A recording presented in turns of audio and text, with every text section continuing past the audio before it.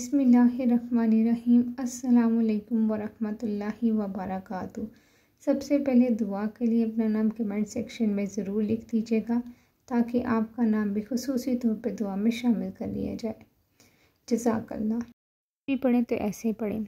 मोहतरम हज़रत हकीम साहिब दामात मकातिम अस्सलामुअलैकुम। ये मुझे अमल मेरे बुज़ुर्गों से मिला और मैं अब इसे कायरीन अबकरी को हदिया कर रहा हूँ। अमल दर्जा झेल है। तस्बीहात करते वक्त आम तौर पर ख्याल दूसरी तरफ चला जाता है और ये ध्यान रखना मुश्किल होता है क्या अल्फाज पढ़ रही हैं। इसके लिए आसान तरीका ये है कि जब कोई तस्बीह करें तो तस्बीह के हर दाने को दबा कर रखें और ये जहन में हो कि इस दाने पर ये तस्बीह पढ़ रहा हूँ और कोशिश करें कि मतलब आपको समझ आता हो। इसी तरह अगर उंगलियां तस्बीह पर इस्तेमाल करें गिनती के लिए तो उंगली को इस पोर को दबा रखें जिस पर आप गिन रहे हैं। इंशाल्लाह ध्यान तस्बीह और इसके अल्फाज से नहीं हटेगा इंशाल्लाह। ये अमूमन देखा जाता है कि हमारे घर में ख़वातीन या मर्द हज़रात कोई तस्बीह पढ़ रही हैं तो या तो वो आके टीवी लगा लेते हैं, हाथ में मोबाइल पकड़ लेते हैं या किसी न किसी से बात कर रहे होते हैं और दौरान बात वो कई तस्बीहात निकालते चले जाते हैं और ये ज़ाहिर होता है कि जैसे इन्होंने बहुत ज़्यादा तस्बीहात पढ़ ली हैं। अगर कोई टीवी देख कर तस्बीह पढ़ रहा है तो यकीनन उसकी तवज्जो ध्यान टीवी में भी होगा। तो ये बात सरासर गलत है। जब आप अल्लाह का कलाम पढ़ रहे हों तो पूरी तवज्जो और पूरी ध्यान के साथ पढ़ें। जब भी कोई तस्बीह पढ़ें, ख़ास तौर पर जब भी आप कोई अल्लाह का कलाम पढ़े, चाहे तो कुरान पाक पढ़ें, तो आपने अपना ध्यान मुकम्मल तौर पर उस तरफ रखना है जो कि आप पढ़ रहे हैं। क्योंकि जब अल्लाह ताला के कलाम की तरफ तवज्जो नहीं होगी तो आपको ये पता ही नहीं चलेगा कि आप क्या पढ़े हैं, किस तरह पढ़े हैं, कितना पढ़े हैं, किस लिए पढ़े हैं, जो पढ़े हैं उसका मतलब क्या है। जब भी तस्बीह को पकड़ें तो पूरी तवज्जो के साथ उस तस्बीह के दाने को अपनी उंगली के पोर से दबा लें और दबाते हुए आपने तस्बीह के दाने को आगे की तरफ अपनी तरफ खींच लेना है। इसी तरह एक एक दाने को दबा दबा कर अगर आप अपनी तरफ लेकर आते जाएंगे और जहन में उसका मतलब रखेंगे जो मैं पढ़ रहा हूँ या पढ़ रही हूँ इसका मतलब क्या है, तो यकीनन आपका काम आसान हो जाएगा। आपकी पूरी की पूरी तवज्जो उस तरफ हो जाएगी, आपका ध्यान बटेगा नहीं और आपको पूरा ये अंदाज़ा होगा कि कितना मैंने पढ़ा है, क्या मैंने पढ़ा है और मैंने ये किस मकसद के लिए पढ़ा है और जो पढ़ा है उसका मतलब क्या है।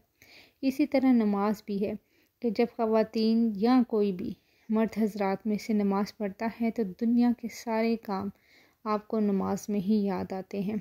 क्या करना है, क्या बनाना है, क्या खाना है, क्या पकाना है, कहाँ जाना है, कौन कौन सा काम करना है, ये सारे मामलात आपको दौरान नमाज ही याद आते हैं। तो उस नमाज का कोई फ़ायदा नहीं जो आपकी तवज्जो को भटका दे।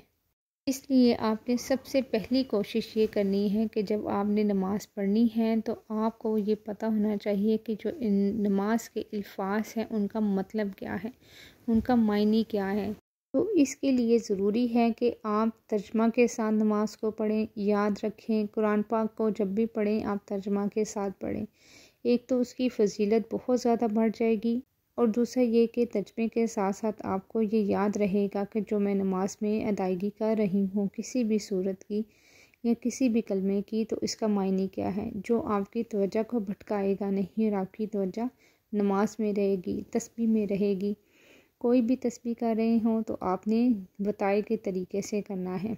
आपने तस्बीह के दाने को दबाते हुए आपने अपनी पोर के साथ अपनी तरफ खींचना है, तो इससे आपकी गिनती भी पूरी रहेगी और आपका ध्यान भी नहीं भटकेगा।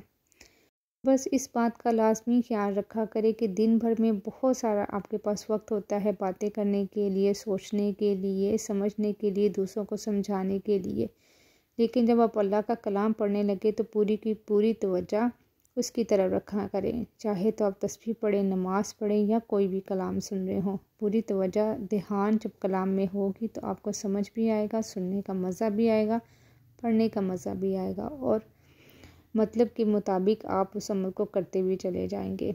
बहुत आहिस्ता आहिस्ता पढ़ा करें, हर लफ्ज़ की अदायगी को अच्छे तरीके से अदा किया करें। बस जब आप अल्लाह की तरफ मतवज्जा होंगे तो यकीनन अल्लाह ताला भी आपकी तरफ मतवज्जा होंगे और आपके मसाइल सुनेंगे भी, आपके मसाइल को हल भी कर देंगे और आपकी हाजात को पूरा भी कर देंगे। जितने प्यार मोहब्बत ज़ौक़ शौक़ से अल्लाह को याद करेंगे, अल्लाह ताला भी उतने ज़ौक़ शौक़ से आपकी बात को सुनेंगे, तवज्जो देंगे।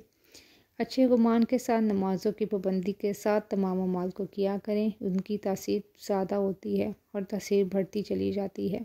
ख़ुद भी इस अमल को करें और वीडियो को शेयर भी कर दीजिएगा। जज़ाकल्लाह।